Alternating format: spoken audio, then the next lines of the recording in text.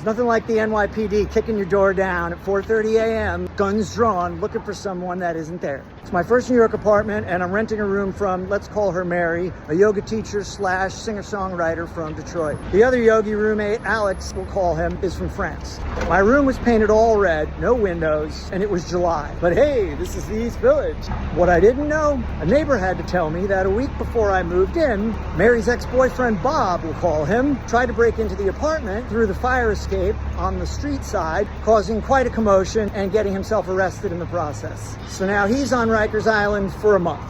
He still had a landline and an old school answering machine. When someone left a message, everyone in the apartment could hear it. Bob would call from Rikers quite often and say things like, "You put me here, Mary," and "Don't you miss me?"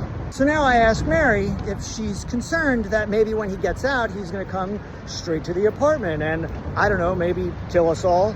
She responds, "Oh, you're so uptight. I wouldn't worry about it." I ask Alex the same question. "Are you concerned that Bob's gonna come back here?"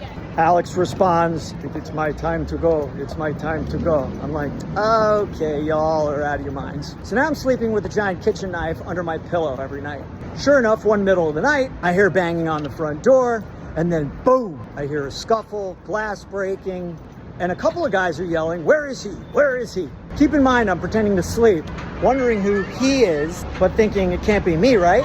Now, I'm assuming the men in the apartment are Bob and some other guy, but why aren't they looking for Mary? Now, my heart is already about to pump out of my chest, and I have my hand on the knife, fully ready to die, but not going out without a fight. My doors eventually open, and I can see through the cracks in my eyelids a flashlight and a gun in my face. For what seemed like an eternity, but was probably more like half a second. He leaves my room and eventually the apartment with the other guy.